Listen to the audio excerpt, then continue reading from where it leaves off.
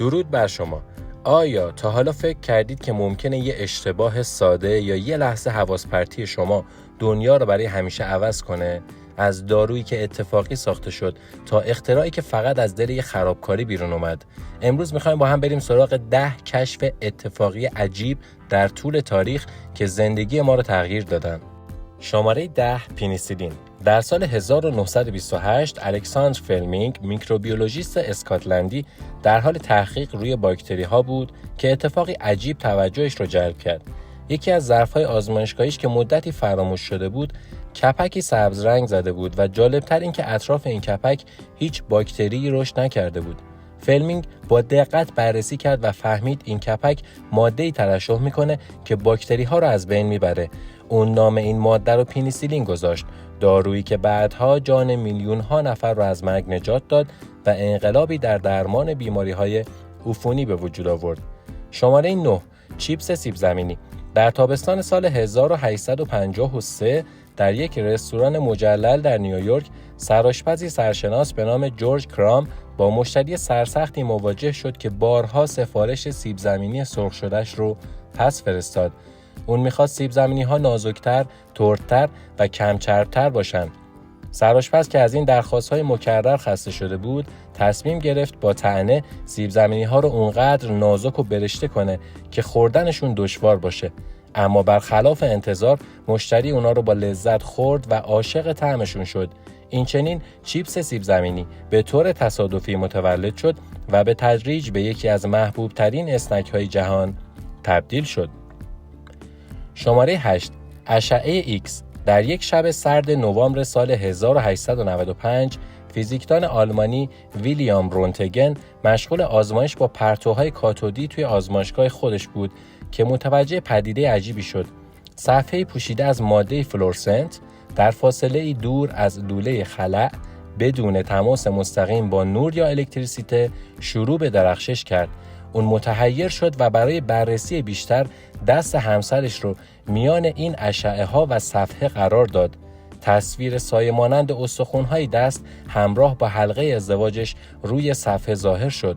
رونتگن اون رو ایکس نامید چون ماهیتش رو نمیدونست. کشف اشعه ایکس دروازه نو به دنیای پزشکی گشود و تنها 2 سال بعد به طور گسترده برای تشخیص شکستگی‌ها و بیماری‌ها به کار رفت. شماره 7 مایکروویو. در سال 1945 پرسی اسپنسر در حال کار روی رادارها و آزمایش با امواج مایکروویو بود که اتفاقی عجیب رخ داد. متوجه شد شکلاتی که در جیبش داشت ناگهان ذوب شده. این پدیده کنجکاویش رو برانگیخت. پس آزمایش‌هایی رو شروع کرد. ابتدا دونه‌های ذرت رو مقابل امواج قرار داد و دید که میترکند و پاپکورن میسازند. بعد یه تخم مرغ رو امتحان کرد که با انفجار پخته شد. این آزمایش‌های تصادفی پایه‌های اختراع مایکروویو رو شکل دادند. چند سال بعد نخستین اجاق مایکروویو با اندازه‌ای بزرگ و قیمت بالا تولید شد. اما به مرور زمان این فناوری وارد خونه‌ها شد و روش پخت و پز رو برای همیشه دگرگون کرد. شماره 6 کوکاکولا.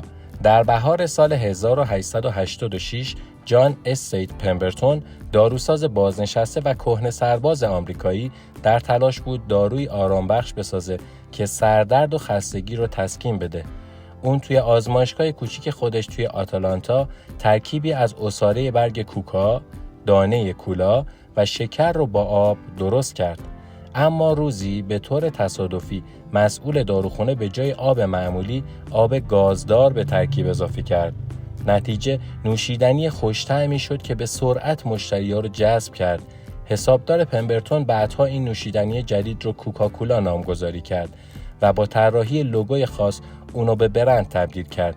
کوکاکولا که در ابتدا به عنوان دارو فروخته میشد، به تدریج به یکی از مشهورترین و پرفروشترین نوشیدنی‌های جهان تبدیل شد. شماره 5 شیشه ایمنی. در سال 1903 شیمیدانی فرانسوی در حال کار در آزمایشگاه خودش بود که به طور اتفاقی یک لوله آزمایش از دستش افتاد، اما برخلاف انتظار شیشه خرد نشد و فقط ترک برداشت.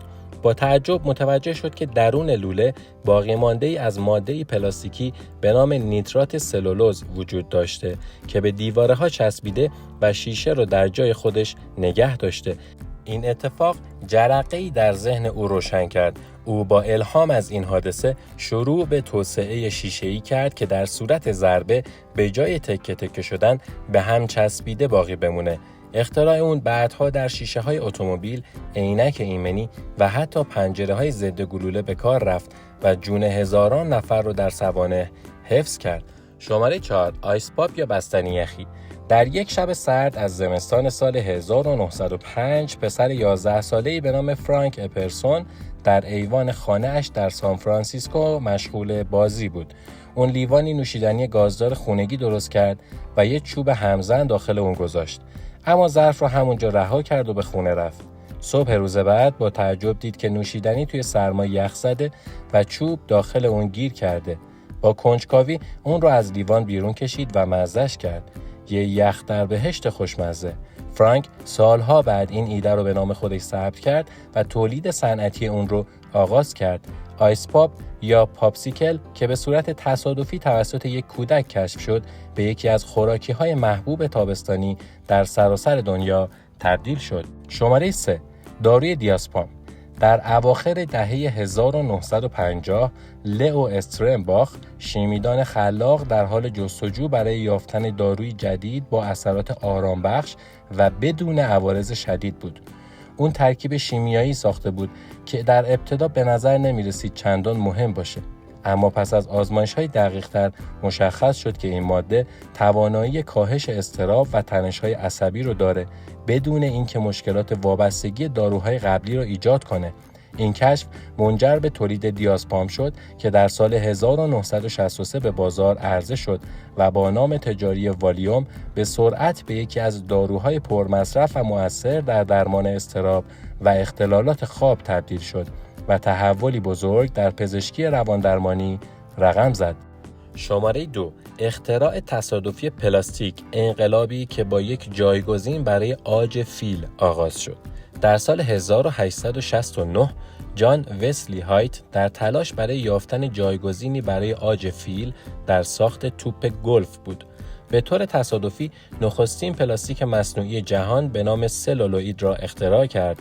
اون با ترکیب سلولوز با نیتریک اسید ماده‌ای مقاوم و شکل‌پذیر ساخت که ابتدا برای توپ بیلیارد و گلف، شانه و دگمه استفاده شد و بعدها نقش مهمی در صنعت فیلم و عکاسی پیدا کرد. این کشف تصادفی نقطه عطفی در تاریخ بود که انقلابی در صنایع مدرن ایجاد کرد و وابستگی به منابع طبیعی رو کاهش داد. شماره 1. انسولین، کشفی که زندگی میلیون ها نفر رو نجات داد. ماجرای کشف انسولین شبیه به یه فیلم الهام بخشه. در سال 1921 دکتری جوان به نام فردریک بانتینگ همراه با دستیارش چارلز بست دنبال راهی برای درمان دیابت بودن. اونم زمانی که دیابت عملاً در حکم مرگ بود. با انجام آزمایش‌هایی روی سگ‌ها به طور اتفاقی به ماده‌ای رسیدن که قند خون رو پایین می آورد. این همون انسولین بود. چند ماه بعد وقتی برای اولین بار انسولین رو به یه پسر بچه دیابتی تزریق کردن و جونش نجات پیدا کرد، دنیا برای همیشه عوض شد. کشفی که زندگی میلیون ها نفر رو نجات داد از دل یک تلاش ساده و امیدبخش بیرون اومده بود. خیلی از بزرگترین اختراعات و کشفیات تاریخ حاصل برنامه‌ریزی و مهندسی دقیق نبودند، بلکه از دل اتفاقات ساده و اشتباهات کوچیک بیرون اومدن. زندگی هم همینه. شاید اشتباهی که امروز شما رو ناراحت میکنه فردا دنیا رو تغییر بده. اگه از این ویدیو لذت بردید ویدیو رو لایک بکنید، سابسکرایب کنید و تو کامنت ها برام بنویسید که کدوم یکی از این اکتشافات براتون عجیب تر بوده. تا ویدیو بعدی، بدرود.